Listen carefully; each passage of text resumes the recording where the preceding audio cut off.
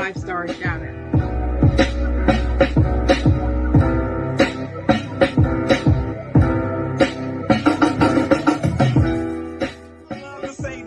I'm not gonna say it because I don't believe in it. I don't believe in. You can't make a. You know what I'm talking about.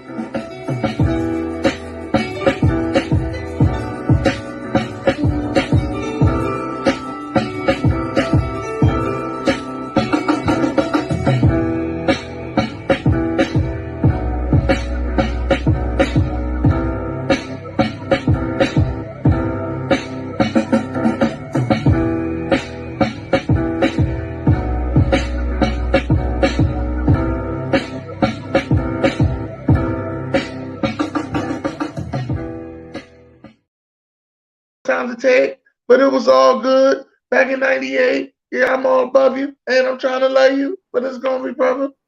Welcome to the Side Jawn, y'all. Feel good today, baby. How you feeling, Chocolate Girl? Hey, everybody. Chocolate Girl's feeling pretty good. Not feeling physically the best, but my mood is good. I'll put it that way. So my mood is good. It's Saturday, my favorite day of the week. Sticky, how you doing, Dennis? How you doing, Big Den? I'm doing good. Had a couple misspells. I spelled that last night while I was at the party. Misspelled that joint. Supposed to say the Side Jawn. Let's say YHE Side Jawn. So I'm gonna have to fix that later. But again, welcome to the Side Jawn. Y'all know we're here each and every Saturday morning, 10 a.m. doing what we do best. Trying to enlighten y'all for the day. Give y'all a happy Saturday. Happy Saturday. But how was your week, Chocolate Girl? Physically not that good, but mentally it's been a good week. I got to see my family this week and celebrate some birthdays this week. But so the week has been pretty good. Kind of challenging on some things, but good on the others. I'm just glad to be here. I'm just blessed to be here, man.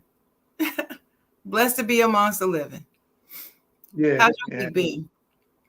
My week was good. Yesterday, my niece went on her 8th grade dance. Shout out to Nala. And my cousin went on her prom. Shout out to Naija. Oh.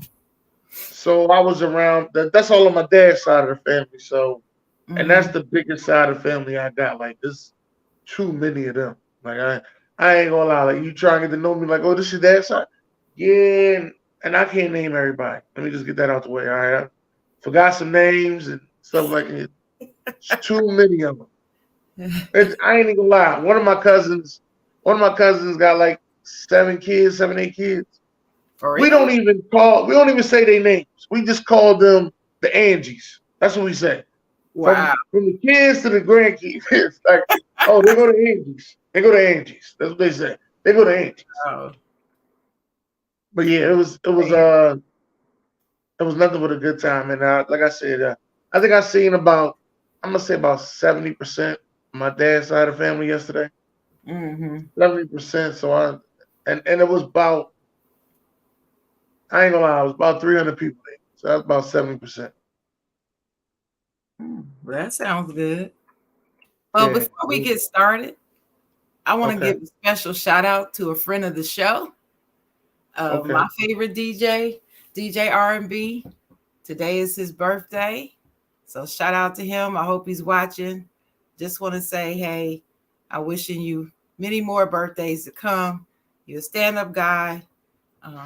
Just always doing the best he can. I mean, he tries to be excellent in all that he does, and he pretty much hits it out the park. So shout out to DJ R&B.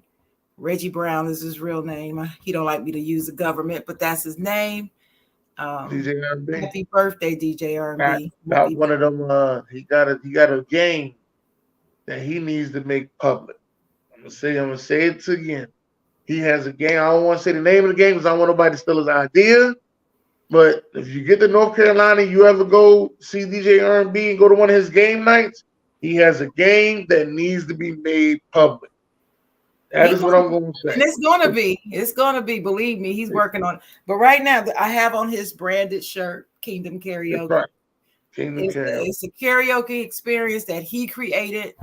And now there's some imitators out there, but never duplicated. So that's why I have That's what I don't want nobody to, again, it's so hard to keep a bright idea and package it and sell it.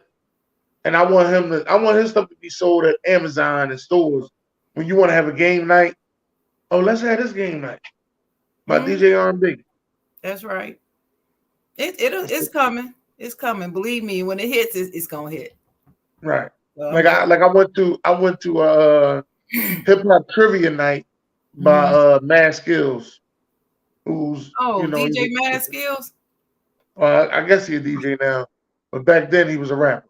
So okay, yeah, Mad Skills the rapper. So I went to a trivia night with him. He had a trivia night, a hip hop trivia night. I'm not gonna lie, it was a very good trivia night. I just feel as though I needed some more time. You had us there, we was drinking. I'm Mad Skills, I'm a little upset. You had us there drinking, and we was waiting all that time. I had too many drinks for us to I answer 15 seconds on the question. We needed more time. We needed some more beat on that joint. That's what I'm going to say. But I love the game, Mad Skills. I went and got one. I love the game.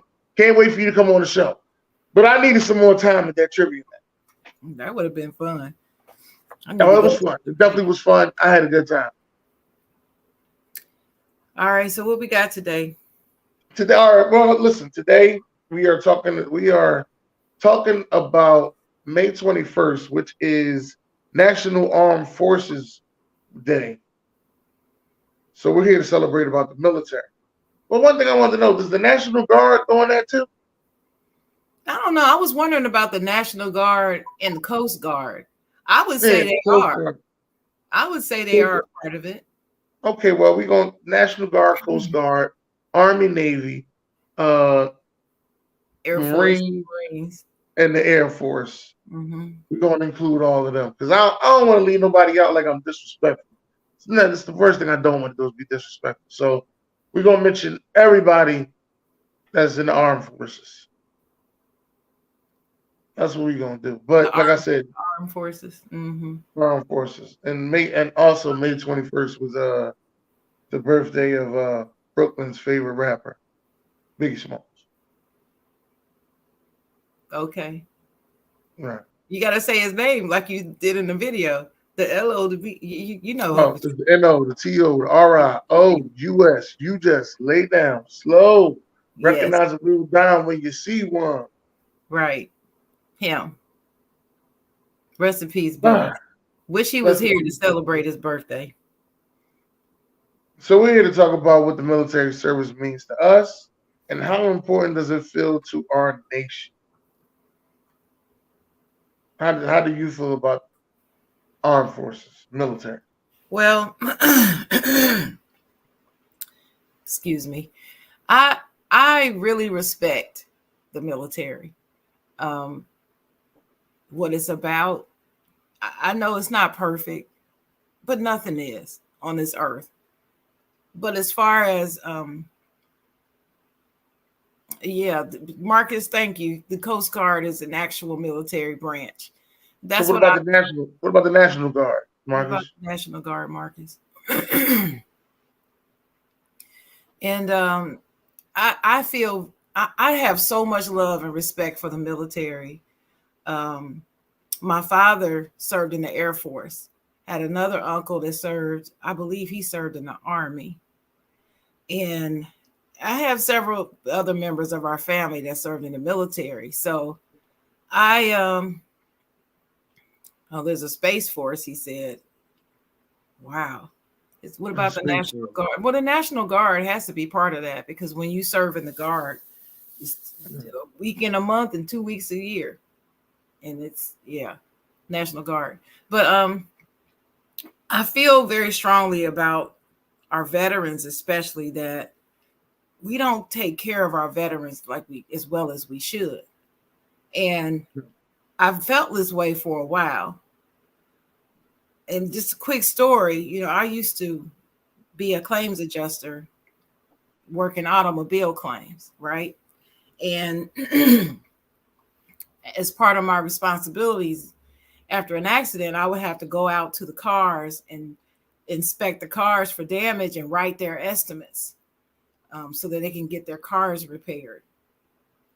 And I was at the time that I was living in the DMV area. Excuse me. One of my customers, one of our policyholders, was a military person who was on the base, living on the base. And so I had to meet him downtown to write an estimate on his car. Nothing prepared me for what I was about to see, though, when he came to meet me at the car. He had been in Afghanistan, and he had recuperated at the army hospital there, and he was walked out with his aide. His aide was walking, actually she was his wife, was walking with him. He was walking with a cane, and you could tell he was having difficulty ambulating himself. And I was like, and I looked, and he had on his army fatigues. So I'm getting emotional thinking about it. I remember him walking to the car, and I turned around to see, him walking towards me. And I immediately, I stood up straighter, and I put everything I had in my hand down, and I saluted him first. And I said, I thank you so much for your service.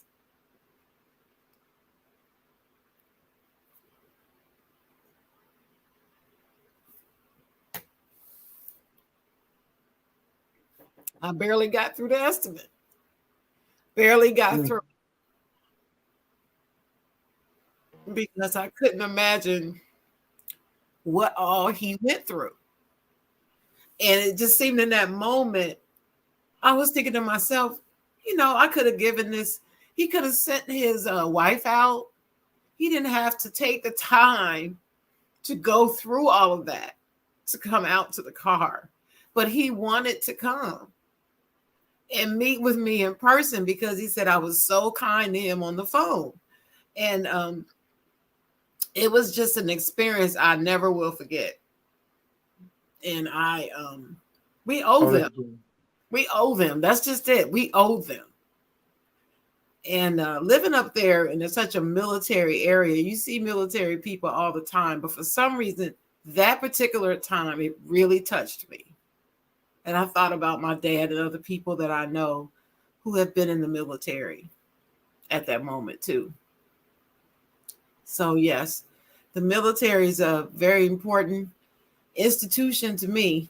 They keep our safety. They protect us from things we don't know anything about. And we shouldn't know. If we knew what the military people knew was going on out in this world, we would be a basket case, Dennis. None of us would feel safe. We would be holed up in our homes all the time. We couldn't possibly go to work, go party, nothing. Because we would be too afraid if we knew what they know and what all they have to do to protect this nation. So, Mom, and I always give them the biggest respect because I had a bunch of family members who went to the armed forces. I think the only one I had that went to war is my great grandfather. He's the only one. He was in World War II. Mm-hmm. And he was the only one I know that went to war. But the rest of my family members, from my uncles, my cousins, they all went to, be in the armed forces. I almost thought about being in the armed forces. It was a slightness because this is what I thought at the time. If I go to the Army, I could play for Army football team, college. Mm-hmm. I didn't know that was two separate things. I didn't know. Right. Had no idea it was two separate things. Right. I'm thinking, oh yeah, I signed up to go to the Army, now I go play for Army football team. I go through y'all basic training and all that, and then y'all go put me over there on the Army football team. It's like, no, you got to file for the Army college. I said, huh? I was like, yeah, that's a totally separate thing.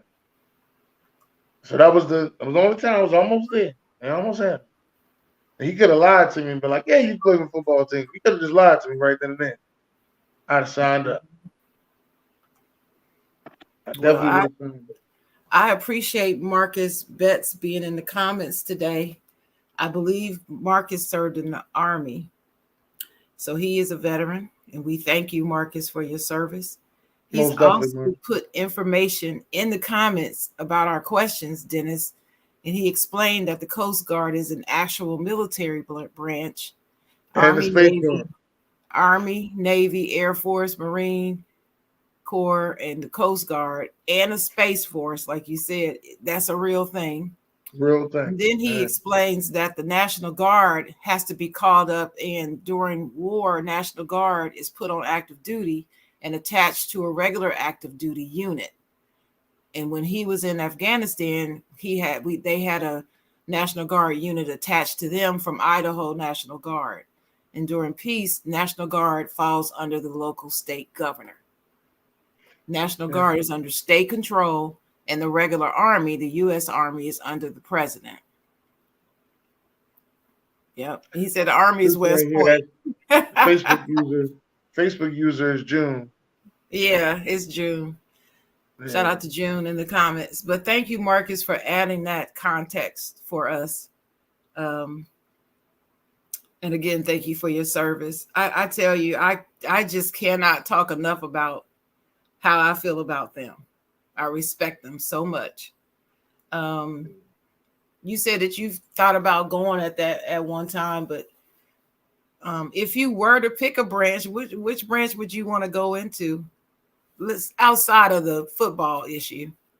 Yeah. That's a good question. I probably would go in the Navy. I ain't got no problem being underwater that long. Mm-hmm. I probably would go in the Navy. I know the armed forces are treated different. I mean, I'm sorry. I know the Air Force is treated different. You know, this is what people told me. I haven't been, but they told me the Air Force is like top notch. Then you know, is the Navy, then the Army is like the roaches. That's what they was telling me. You know what I mean? How they was treated, not how they are, but how they was treated. But I'd be in the Navy. I would have picked the Air Force like my father. I would have to follow in his footsteps, and plus, I would want to fly jets. I would actually want to fly jets. Yes, I would want to do that. Mm-hmm. I'm just good enough at where I'm at and flying the airplane going places. But yeah, so I don't know. I think people take the military for granted. I believe that veterans should get free health care and get the best care in the world. None of this veterinary VA hospital. Why does it have to be separate? Why can't they just have access at the hospital free? Exactly. They should get it. It shouldn't. Exactly. There should not be a need for that.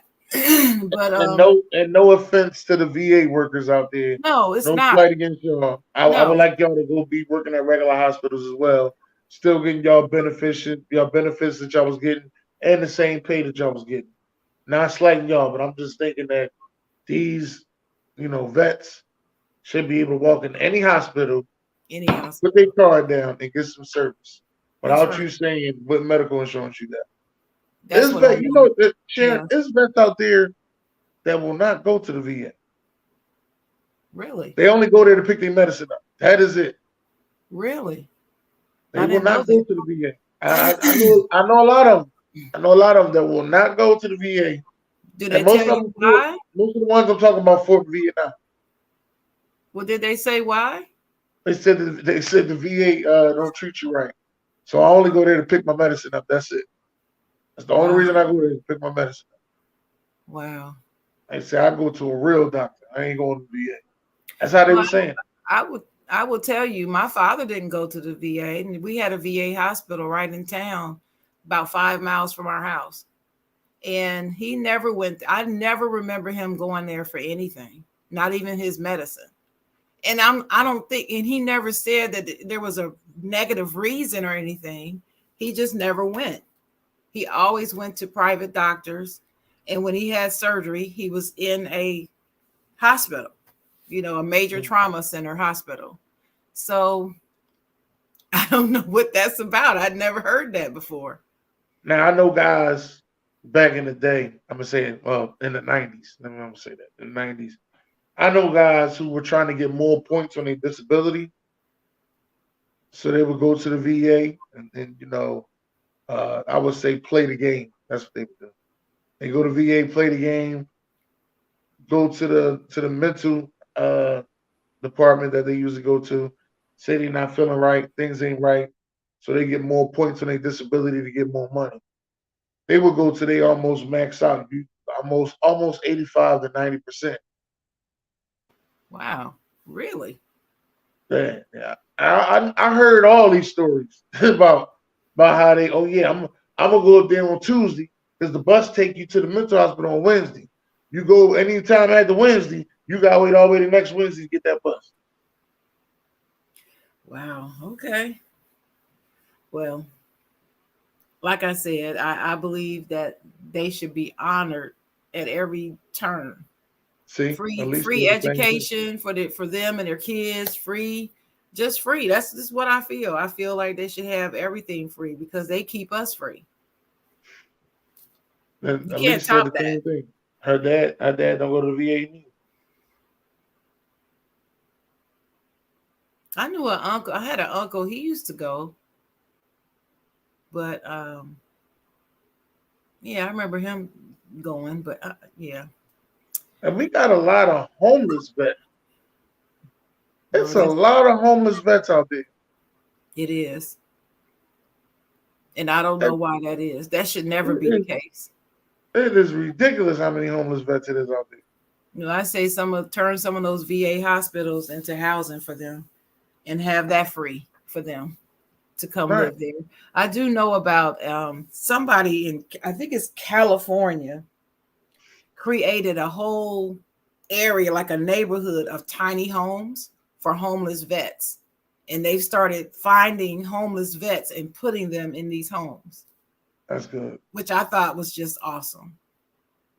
Lots of them have drug issues, is what Marcus said, probably to cope with PTSD and the like All from right. serving, probably. And it's the Yeah, Vietnam mostly vets. Vietnam. The Yeah. Vietnam vets is real. Yeah, that Vietnam War wreaked havoc on our soldiers. It was really awful. And then the way they were treated when they returned home was even worse than being in the service themselves. Do you know about that? How they some of them were treated when they got home? No. Well, from what I understand, I was a little girl when all this happened, I think. But from what I understand, people were so against us being in the war Right. that when Because their veterans came home, they were shunned and spit on and everything, and just not welcomed back home with the ticker tape parade and all that, like the World War II veterans were. And well, it was around that time of the around that same time. I want to say I would call it the Black Power time. That's what I would call it.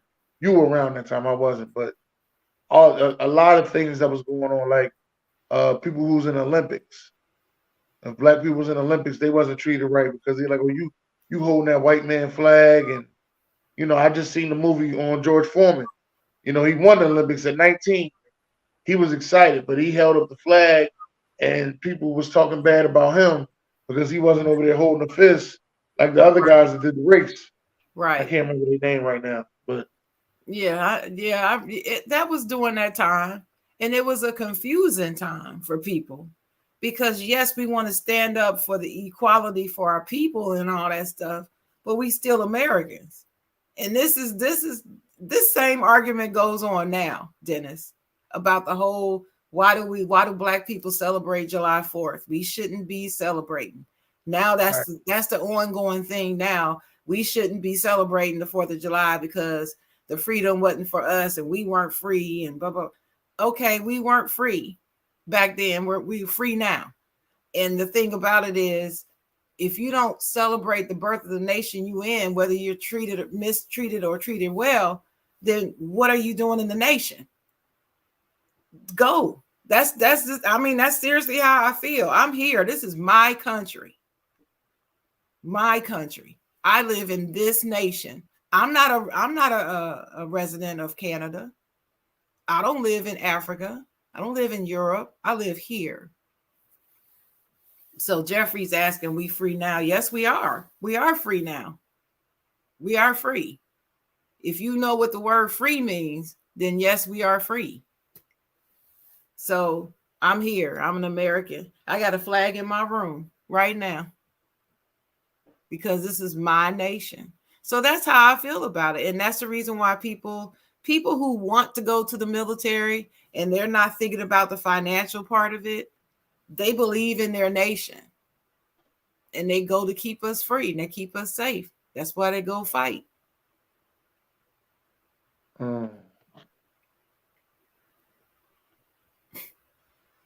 I ain't even gonna read that. You can read that if you want. And well, Jeff gonna be talking about that for a while. Jeff don't believe it. Jeff is Black Power all the way. Well, I am too, but he doesn't know me. He does not know my history. He can call me delusional. Names don't bother me, partner. They don't bother me. I know who I am and what I've done in my life. So I don't just talk about it. I'm in it every day. So anyway, I'm just saying, like I said, I'm in this nation. I pay my taxes. I vote. I stay politically engaged. I care about the nation where I live and where I'm a resident of. And I'm going to champion the U.S. wherever I go. And while we fix our problems, what nation is perfect? There's not a perfect nation on this earth. Name one. Nobody can name it. So my hat's off to the military again. I respect the military. I'm going to say, well, we did lose an icon. Let's just say that. Also this week, when we had lost Tina Turner, Anime Bullet, to some, Tina Turner to the rest of the world. Probably one of the most iconic biopic movies we've seen. I would have to say that it's definitely one of the most iconic. You know, it's always somebody quoting a line from me, especially "Eat the Cake" anime. You know, it's always something going down, and somebody's talking about that movie. What's love got to do? And she also, you know, has a lot of hit records as well, just besides just the movie. So rest in peace to the legend, the icon, Tina Turner. I know my uncle, he used to love Tina Turner. He said she had some of the most sexiest legs ever. She should have been modeling underwear. That's what he used to always say about her. She did have the most beautiful legs I've seen on a woman ever. I tell you. Even in her older age, when she would put that skirt on, she would let those legs show. They were still beautiful. Yeah. It's like the legs never aged. And that's exactly what my uncle used to say. He said she could model underwear. My father loves Tina Turner. He said, "Oh, that Tina." He would love to see when she would come on TV. Ah, there she is, Tina. That's all he would say. Tina. I definitely agree to that, Tina Turner. But you got a favorite Tina Turner song? That is actually different than everybody else's. Well, it depends on what I'm doing. If I'm just listening to Tina, my favorite song is Simply the Best. It's the best. It's simply the best. But if I'm singing karaoke, is What's Love Got to Do with it? Right. What up, Chad? Yeah. What's up, Chad? What's up, Chad? But yeah, I like those are my favorite songs. What's your favorite Tina song? I'll have to say Rolling. Proud Mary. Rolling. Proud Mary, keep on rolling. Proud Mary. That's the name of it. Proud Mary, keep on rolling. Proud Mary. I'm gonna have to say that one. Yeah. I used to be Ike Turner. So no. Just on that song. Let me get You that out don't my never want to say you used to be Ike Turner. I used to be Ike Turner, right? Just on that song. You know what I mean? You seen the bass part? Rolling, rolling, And you know, when you look rolling. back at the footage of them performing, after you've learned the story about what actually happened between them, when you see him now back behind her performing, it's almost like he was stalking or lurking back there. It just looks totally different after you find out the story. Because see, watching it when I was a little girl, we didn't know the story. We didn't know what was going on. Right. All we saw was music. And so we would see Ike back there playing and be like, oh, okay, they're the husband and that's Tina and they got the girls going in the hair and all that. And that's all we thought about. But then later on, yeah. That's Marcus said this song was "We Don't Need Another Hero." Oh yeah, that was from what's that? Mad Max Thunderdome, I think. Mad Max song. She blew it out too. Yeah. We also lost Jim Brown this week. Yeah. Jim Brown passed away, legendary football player Jim Brown. In a lot of people's eyes, the greatest running back that ever played the game. So, in my eyes, he's number one on my list. I remember the time on Talk Your Ish when we had our list, and that was my argument. I was like, he's the greatest ever.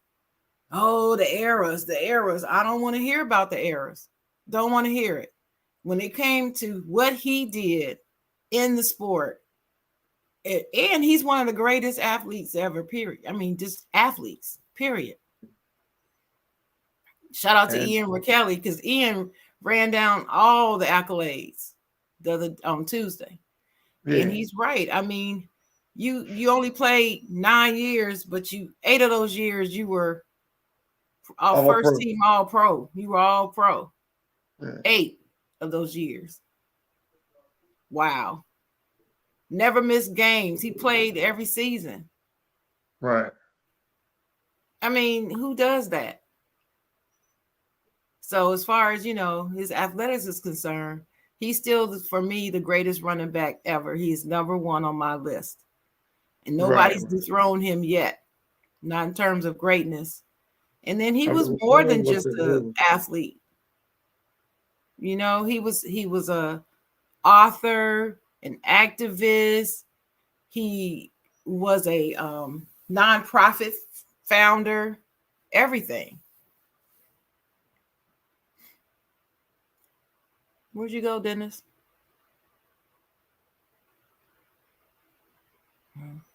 Well, anyway, I'll read some of the comments.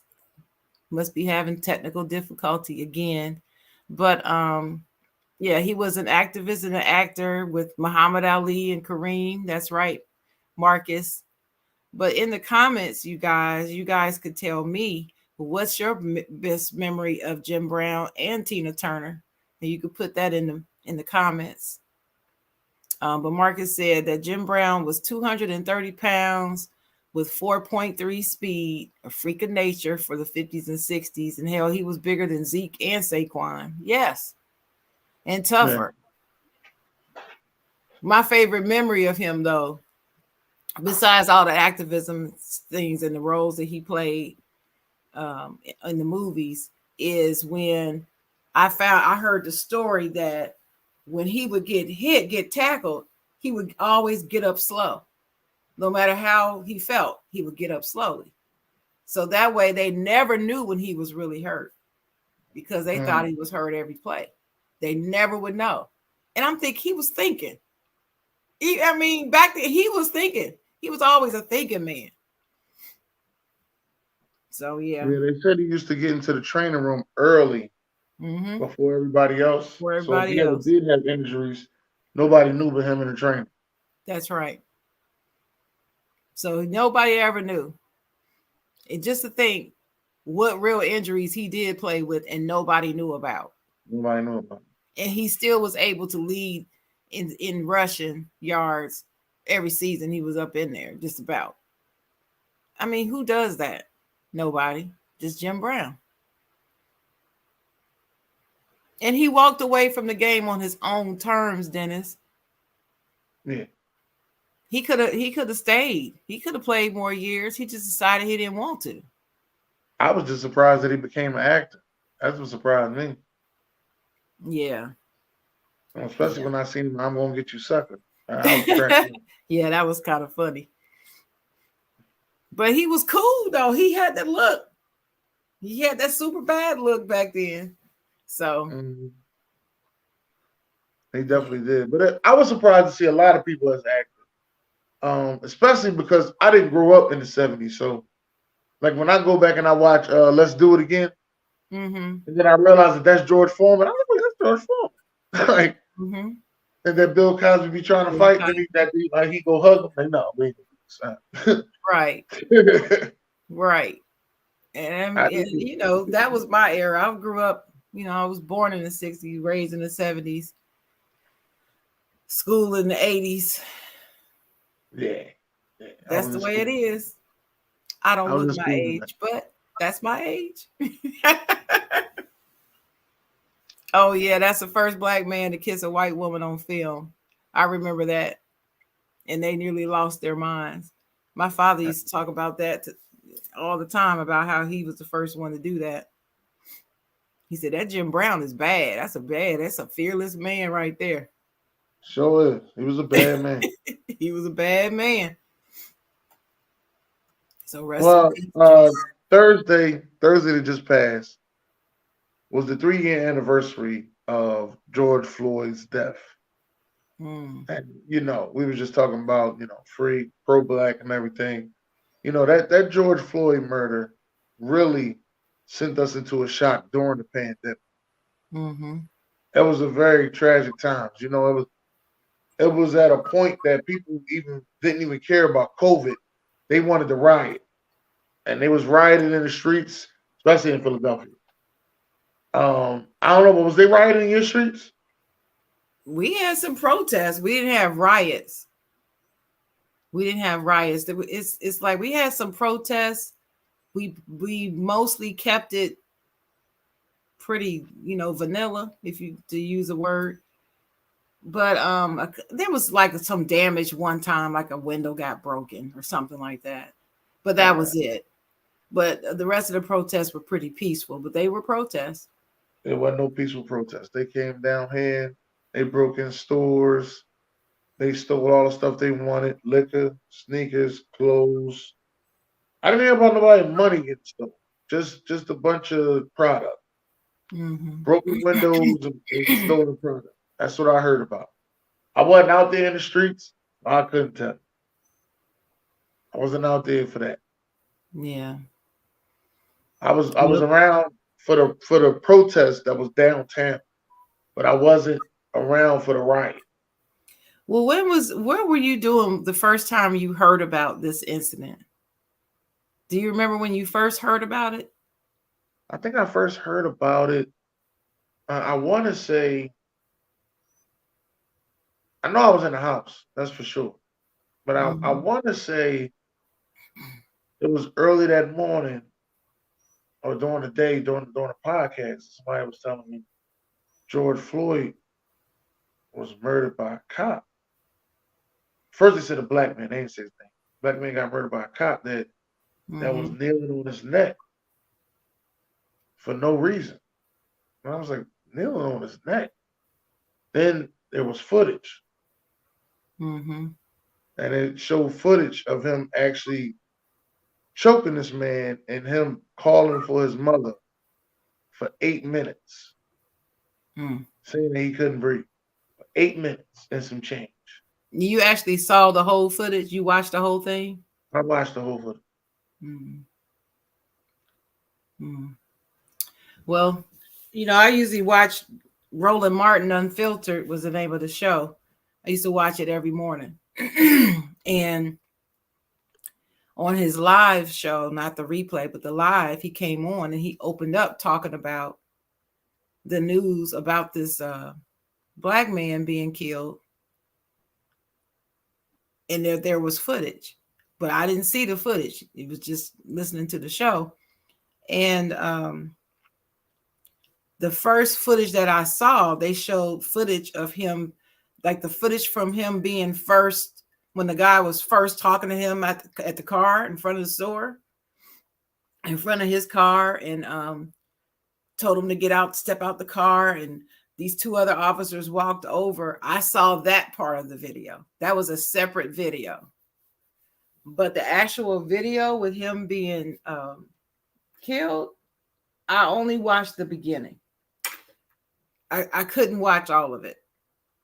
I just couldn't. I couldn't sit through that. It was too traumatic for me because I could picture myself. How would I tend to do this, and this is why I don't do well with horror movies. When I'm watching something, I always imagine myself being that person, how I would be feeling and what I would be feeling like doing, and how helpless I would feel if somebody was doing that to me, right? So I couldn't watch it. I would turn it off. I turned it off. But the parts that I did see was the people standing around yelling, "What are you doing?" Like, and putting their hands out like, "What are you doing? Like, stop. Can't you see?" I saw that part, but I did not see the actual footage where it actually showed him on his neck. I had to look away. Couldn't watch it. And I still haven't watched it, and I won't. It is definitely sad. And I mean, he had his hands on his neck he had his knee on his neck with his hands in his pocket, like just. Then there was a backstory that I heard that George Floyd, an officer that I think had the knee on his neck, used to work at a strip club together. Back in the day. Yeah, they had some type of history. Yeah. Because they used to work together. And that's why I always felt like it was intentional, because there was no need for him to even be arrested like that, in that way. There was no need for it. Yeah. It wasn't. There's always something. And the crazy thing is, all this started because of a supposed fake $20 bill. Yeah, supposedly. Supposed fake $20 bill. That's what I'm gonna say. The one thing I'm gonna say about that is, I have been in the possession of a fake 20 before and didn't know it. But the only reason why I was able to even recognize that it was a fake 20 is because I used to work at a bank. And I really knew, I can tell by the feel of it and everything, because they taught us well on how to recognize a fake bill. And I saw it, and when I realized what it was, well, I won't tell everybody what I did. I won't tell y'all that. But needless to say, the people who needed to know about it knew about it. And I was not arrested or anything. Nobody arrest me. I'm like, hey, this is a fake 20. I don't know how I got it. I don't even know where I got this 20 from. I know I didn't make it. This is a 20. If it was a 50, you would know how you got it. If it was $100 bill, you would know how you got it. Probably. But see, it's a 20, so it mixes in. Right. See, I worked at the register back when they used to give you cash money before they was swiping. They were giving you cash money, and you would know, like when you get 100. I was taught when you get $100 bill or $50 bill, you don't put that in the register. You put it under the register. You lift the register up, put it underneath. That's what I was taught. So you knew who gave you that. I got that from that guy. He gave me 100. Yeah. That's why I always said stuff like, I don't understand how people be getting those fake 50s and not knowing. Like, everybody ain't giving you no $50 bill. A lot of people give you 20. Everybody ain't giving you no 50. Yeah, I get 20s all the time. You get 20s all the time. 20s. Let me tell you, I was so bad about ones, fives, and tens. I used to go to the bank and put all my ones, fives, and tens in the bank and keep the 20s just routinely, because the bank was like, 3 blocks from my house. And so since I was passing the drive-through on the way home, I used to stop at the drive. This is when I was in Maryland. I used to do all kind of crazy stuff up there. But anyway, I would stop at the drive-through and put the money, the ones, fives, and tens back in the bank and go on home. Kept nothing but 20s in my wallet. Right.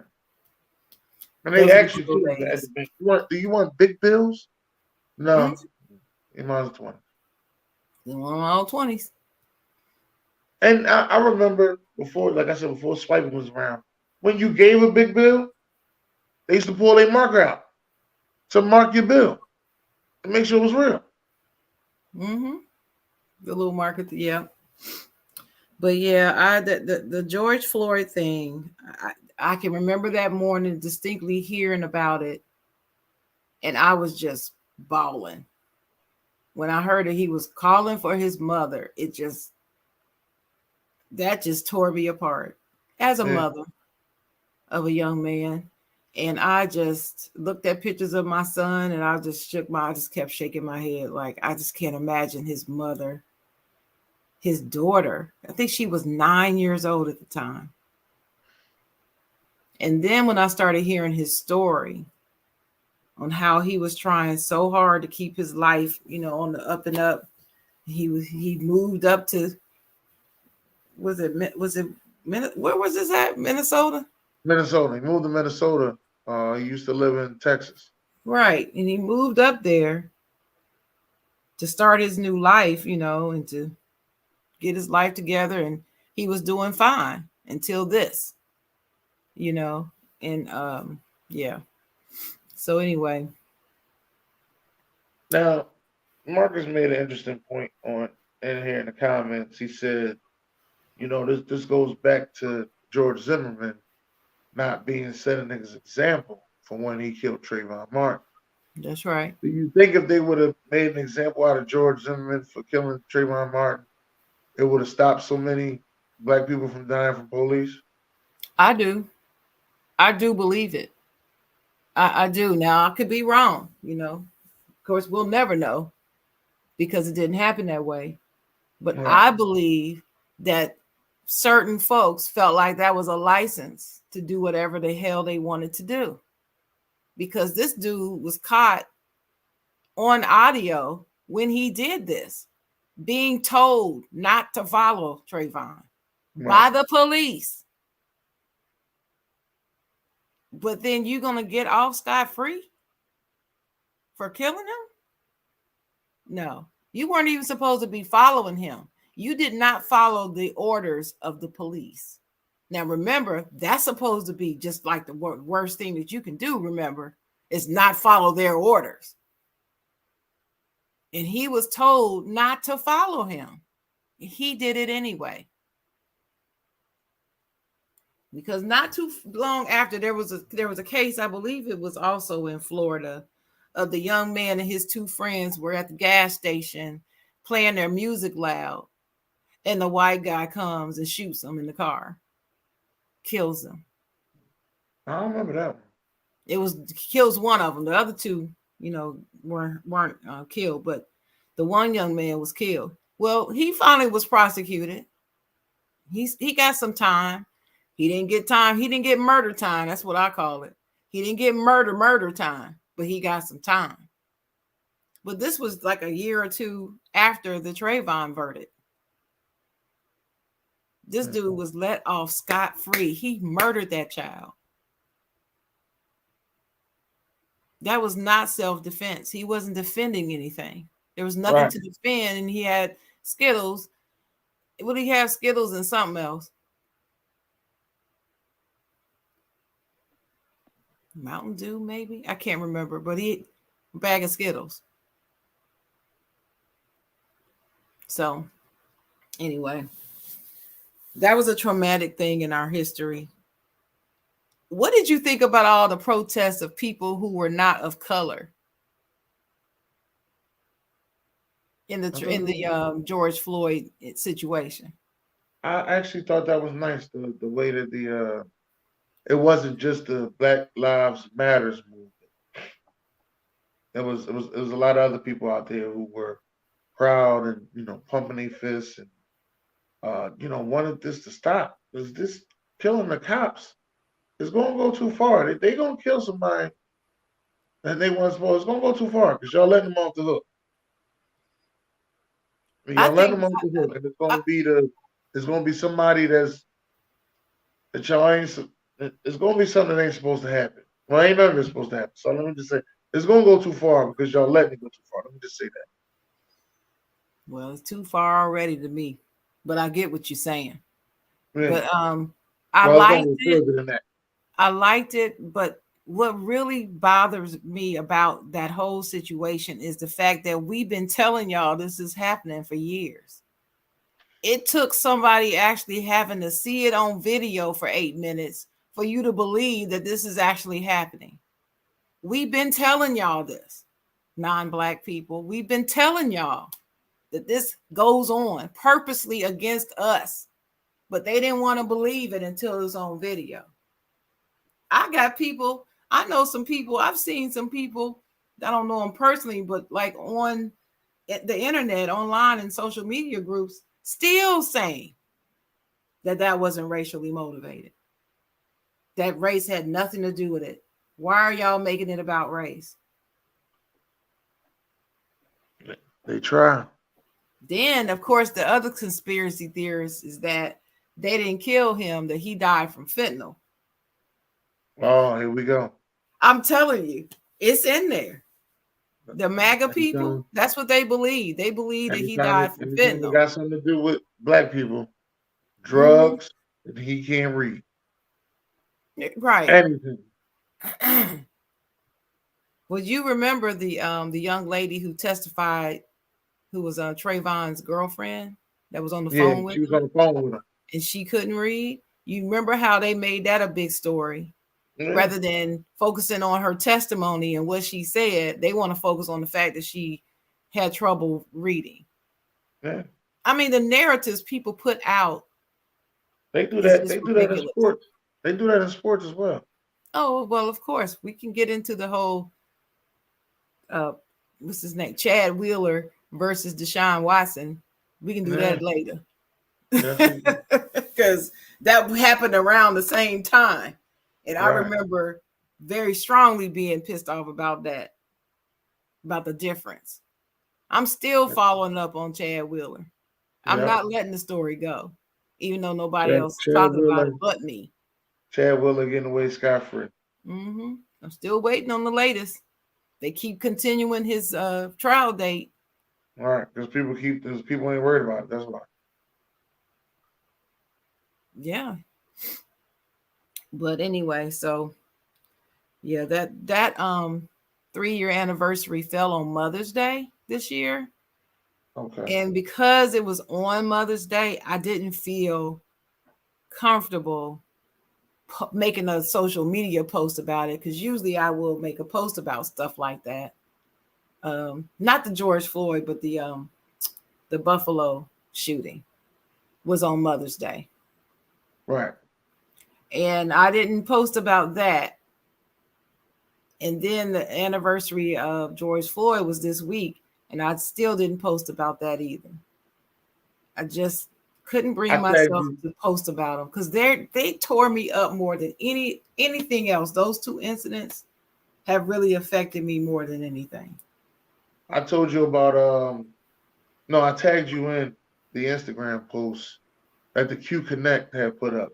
She put a Instagram post up about George Floyd and Stephen Jackson, and the things that was going through, everything that was going on around that time. She put an Instagram post up about the George Floyd incident, Stephen Jackson, and I'll have to check it out. I haven't seen it yet. Yeah, I tagged you in it because on Instagram. On Instagram. Okay. That's another person I want to interview. The Q Connect. Okay. Q Connect. We'll have to get them on. Sure. Yeah.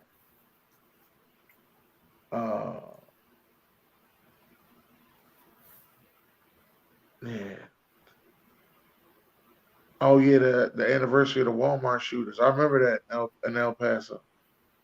I remember that. Oh yeah. After that happened, I was working at Walmart. We had an active shooter. I want to call it an active shooter meeting, and we had to do new training.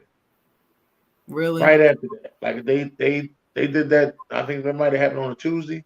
Wednesday we had training.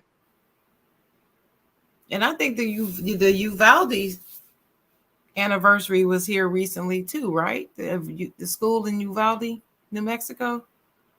I think that was not too long ago too. The anniversary of that incident. It's a trying time right now. The springtime has got a lot of anniversaries that don't feel good. I don't think it was a Saturday. So then Yeah. that Sunday we had training. So anyway. Oh no, Uvalde's in Texas. Oh, okay. Texas, New Mexico, same thing. No, it's not. Don't you say that in Texas? They be I know upset. it. They get upset. I know. They be upset. They think they rule the world. Yes, They they think do. they their own country for real. Yeah, they do. Got their own song and everything. Down at night, stars shine bright, deep in the heart of Texas. Don't ever sing that again. Don't ever sing that again. Oh, I'll take Illinois. Just don't give us Indiana, Marcus. We don't care about Illinois. Illinois is cool, but don't say Indiana. Mm-mm. No Indiana and no Michigan. No. Even though a lot of y'all go to Michigan, Ohio, Michigan thing, a lot of y'all swish whack. I don't know. Maybe that's the cheapest plane ticket in the world. But y'all swish whack over there. I don't know what's going on with that. What you mean? We do what? Y'all do a lot of swish whapping over there. Swish whack. What's that? Ohio people and Michigan people swish whack. They do a lot of swish whapping. You know, y'all like to go over there and be over. But for so much hatred to be Ohio, Michigan, a lot of y'all like to go over there a lot. I might have to say y'all more so kinfolk than anything. Y'all like brothers and sisters. You know what No. I mean? I Siblings, I won't would say. say all that. I won't That's a say all sibling that. rivalry. I won't say all that. I'm from Ohio. I did go to college in Michigan. Yes. I graduated from a Michigan college up there. But I'm still an Ohio girl. Make no bones about it. No bones. Charles Woodson was another one from Ohio. Went to Michigan. I was like, how in the hell did they let him leave the state of Ohio, as talented as he is, to go to the big house? Mm-hmm. Yeah, Marcus, you were born in Chicago. See, that's Illinois. So Ohio, we don't have any issues with Illinois. Not one. But anyway, 3 years later, since he's been killed, I wonder what his daughter is doing. I'm always thinking about his daughter because she was 9 at the time. So now she's about 12 or 13, 12. And I'm wondering, what is she going through without her dad? Well, I know she was adopted by Stephen Jackson. So that's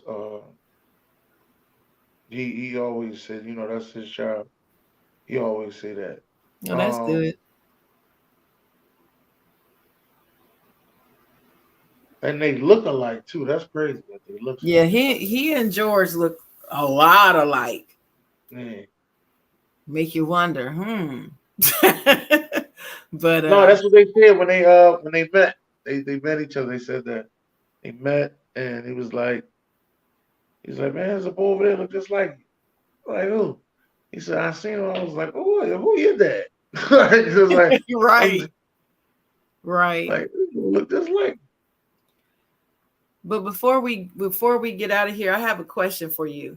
Okay. This is a sports question. So, our first love is sports. So I was scrolling through the timeline and I ran across this article with Scottie Pippen making these statements, these outlandish statements about Michael Jordan again.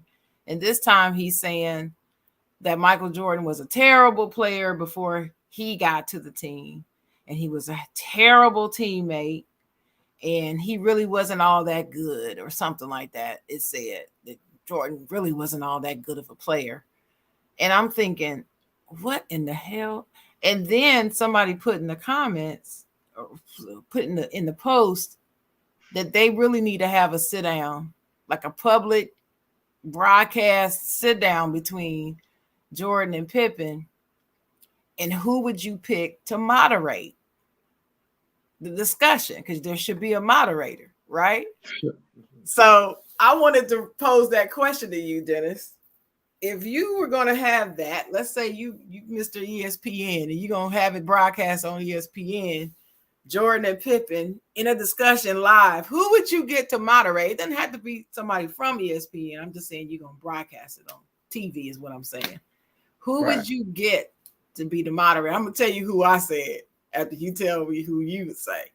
The ignorant thinker in me wants to say Isaiah Thomas. That's who I want to say. Isaiah Thomas. The ignorant thinker in me wants to say Isaiah Thomas. You mean the original Isaiah Thomas? The original Isaiah, the number 4. Isaiah, middle name Lord Thomas. The number 4, the number 2 point guard ever of all time, in my opinion. Right. That is so hilarious. But wait a minute, BJ said Derek Kincaid. Derek from Why Wednesday, Derek. No. From Debate with Derek. Oh my God, that would be crazy. Do you know how crazy that would be? For a really good interview, that'd be great for basketball. I'll get somebody like Mob Rashad. I'll get a Mob Rashad. I make it, PG and get a Mob Rashad. But if I wanted to go R-rated and get one of their old teammates, I get Charles Oakley. Yeah. Charles would probably get so heated with Scotty. He would be biased, don't you think? Because Jordan is his boy. Yeah. Scotty is too. That's still his boy. Huh? Scotty is his boy too, though. Yeah, well, not anymore. So who's your boy? Now who you get? Tell you who I thought about it. I sat down and I really thought about it. My initial gut reaction was Stephen A. Smith. And then I said no, because he's always the talker. You know what I mean? I really want Stephen A. to do a show about the interview. I don't want him to do the interview. He would be more entertaining after the interview is over, talking about it for me. So I said no. Then I thought, if I wanted to be a really good interview, I would get Bryant Gumbel, because Bryant Gumbel knows how to ask those questions. And then I thought, well, but the younger generation don't really know Bryant Gumbel like that. So I said, and I want them to tune in, because I want them to get the truth and stop listening to all these wannabe folks on YouTube talking about Jordan and Pippen and not telling the truth. Need to have the young people watch, right? So I thought about it and I said, now who on out in the world I could get that's actually reaching all kinds of young people right now? Guess who I came up with? Who you came up with? Oh, shoot. Damn, what's his name? Matt Barnes. Oh, that's exactly who I came up with, Matt Barnes. All the smoke, Matt. Yes. And let me tell you why. You know, when I first started watching All the Smoke, you know, I'm not a big Matt Barnes fan, right? Because I didn't like that whole ball fake thing he did with Kobe. That thing bothered me. And I never liked him as a player. I just thought he was just more of a thuggish person with a paycheck. That's how I always viewed him. I never liked him as a player. And so when they came out with this All the Smoke, first I said, All the Smoke, really? And it's smoke rings in the thing. I was like, okay, we all know y'all like weed, but you gonna name your show All the Smoke? And I'm like, oh my God. So I was immediately turned off. Then I started watching it. And let me tell you something about Matt Barnes. That dude is really good at interviewing. Yeah. He is a good interviewer, right? I don't know if he writes all his questions. I don't know who's writing them all, but he delivers them well. And it's something about a delivery, as you know, I interview a lot for, been interviewing for years. There's a technique and a skill involved, and everybody can't do it. But he is excellent at it. He's excellent. I say Matt Barnes. I want to see Matt Barnes up there in a suit. I want him to put a suit on. He ain't got no problem putting a suit on. No, he doesn't. But I want to see him with a suit on. But he, in all honesty, him ball faking Kobe like that is what got him to the level that he is now. Be honest with you, because after that, Kobe called him up and told him that he wanted to play with him. Exactly. So later, come play with him.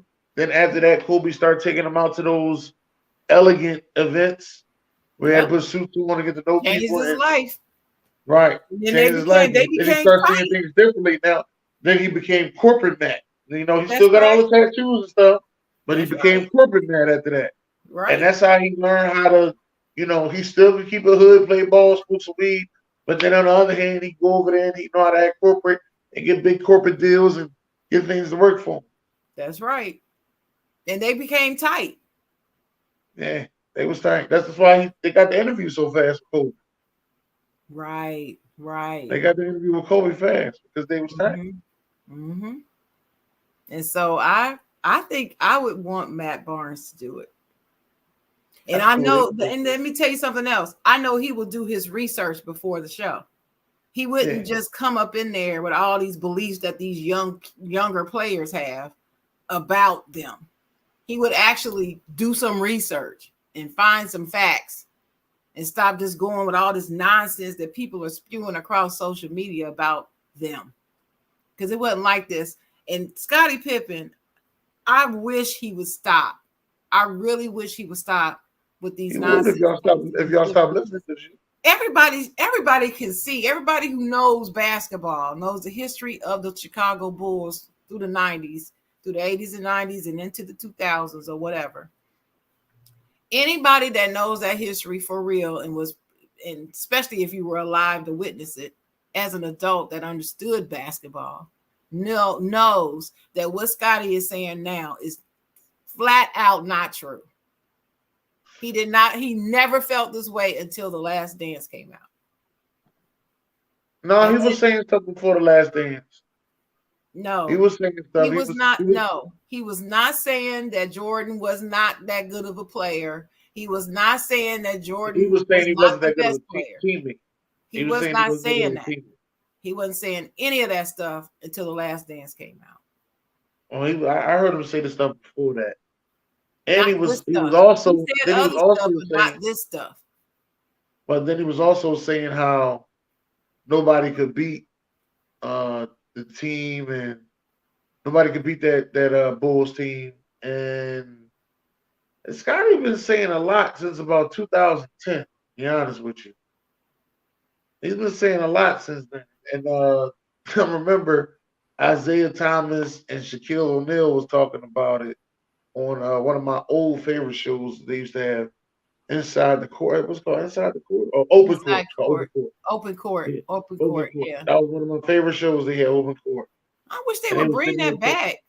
They was sitting there talking about Scottie, man. I was in tears. They was in there, and Isaiah and Shaq. You remember when Isaiah laid down on the couch? On the couch. And Shaq laid on the couch too. It was like it's like Isaiah said, it's all right, Michael Jordan say, but Scottie Pippen? Yeah, because Scottie had said something about Isaiah. See, he had said something about Isaiah, not Jordan. Zaya. He said something. He said a slight thing about Jordan that he wasn't a good teammate. He said he wasn't a good teammate. Dennis, I don't think you got your timeline right on that. I'm telling you, Scottie Pippen been talking for so long, and the whole time I was like, he must be about to sell something. Because I want to know why he talking. He was talking. The only thing disparaging he ever said one time was in the Jordan LeBron debate. In one interview, he said something about LeBron and you got to give it to him or something. And then after that, that's when Stephen A had him back on First Take to explain himself, because he had gone back and forth between Jordan and LeBron and changed his answer. And then when he came back, he explained again, no, it's Jordan. And so after that was the only really controversial thing that he really said about Jordan himself. And as far as him not being a good teammate, I didn't hear that before Last Dance. I did not hear that. If he said it, then I must not have been paying attention. And I pay attention to basketball, and especially Scottie Pippen. So I don't know. I don't remember hearing him say that he was a bad teammate. I didn't hear that. Yeah, I don't want to pay no more attention to Scottie Pippen. Well, not now, because he done lost his mind. Sheila said he had a mental breakdown. I stopped listening to Scottie Pippen 10 years ago. Yeah, well. Because I knew he was doing all that for something. I said, he must got something coming out. Book or something. And so, the book came out. I was like, oh, okay. That's what it is. But the book didn't come out until after The Last Dance. Yeah. But then he then he got on ESPN and he was a regular on there. And I was like, I knew this had to be for something. Like all of this is building up for something. Next thing you know, it's gonna be a movie coming out of Scottie Pippen. That's gonna be next. Usually, if there's a book, there's a movie coming with it. Maybe it's just a TV show. Maybe it's a straight movie. I don't know. But I got a feeling that's coming next, so he can explain his side. Mm-hmm. Well, if Scottie Pippen is talking, there's money attached to it. Trust me, that's how I feel about it. I think same way with Kwame Brown. Kwame Brown is talking. He want to be on TV. I feel the same way about him. Yeah, but Kwame Brown lately has been talking the truth lately. Like we talked about that before the show, what he said recently about Shannon Sharp. I believe he's speaking the truth. I know. Oh, I do.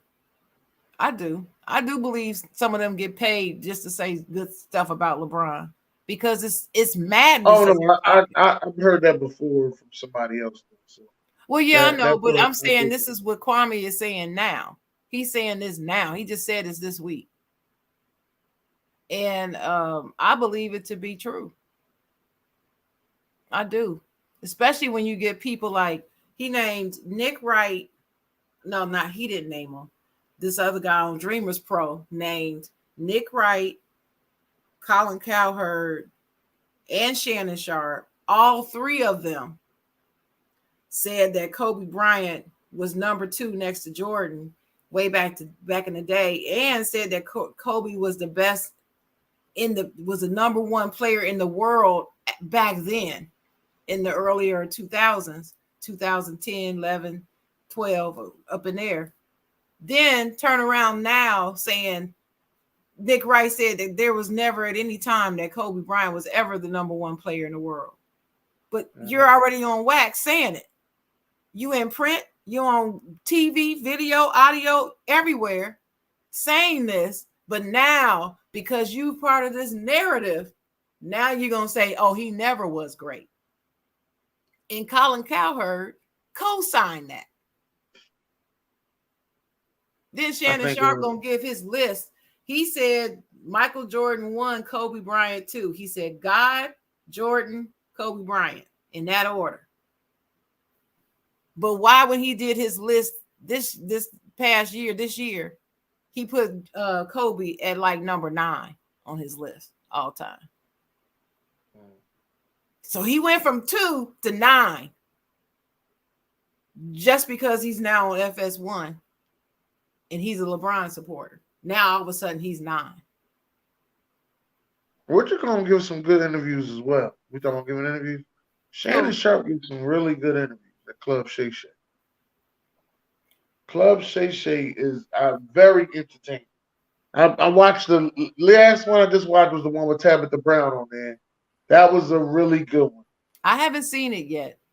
I'm gonna watch it. I watch his show. And matter of fact, her and her husband was on it. Yeah, I watch his show religiously. I haven't seen her interview yet. But the other show with the two former basketball players, what's the name of that show? Oh God, Knucklehead.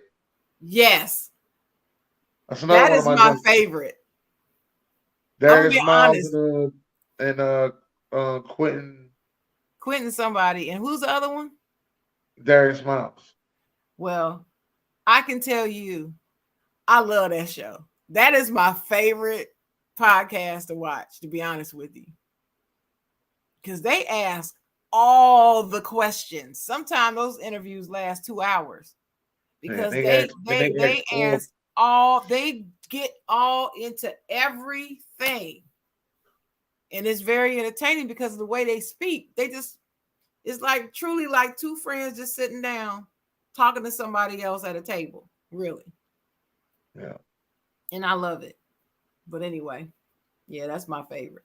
Better than Club Shade, better than All the Smoke, better than all that. Mm-hmm. That's what's up. Knuckleheads. I can never remember the name of it, and it pops up on my YouTube, and I just watch it. Better than I Am Athlete, better than Pivot. I Am Athlete, they got this daily thing they do now called the Paper Route, where they got a show daily. Yeah. That's a good idea that they doing, but they're gonna dry out these next 2 months. But we'll see. You never know. But anyway, we got anything else? For me to give a last words, let me just say this to everybody out there, man. Listen, summertime is coming up, so please don't do nothing crazy out there. Just enjoy life. Don't go out there and start messing with folks. Go out there, enjoy life, appreciate things, have a great time with your family, love somebody, and hug somebody. All right? What you got, Shan? My message is similar. My message is, I believe in the First Amendment. The Second Amendment, I should say. The Second Amendment. I believe in Second Amendment gun rights. I believe in that strongly. But damn it, guns don't solve every problem. What happened to people throwing dukes, throwing hands? What happened to that? People don't fight no more. Everybody want to go to the trunk and get the gun and shoot people. If you got a disagreement, talk about it. Talk it out. Love and hug somebody, like Dennis said. You don't have to shoot them, people. It's not a video game. You shoot somebody, that's it. And why ruin your life just because you mad at this other person? What they do? What are they really doing for your life? What are they really doing? Just put the guns down. Put the guns down. Unless you're defending yourself in a real situation, put the guns down. That's my message for today. All right. Thank y'all for coming out. God bless. Great day, baby.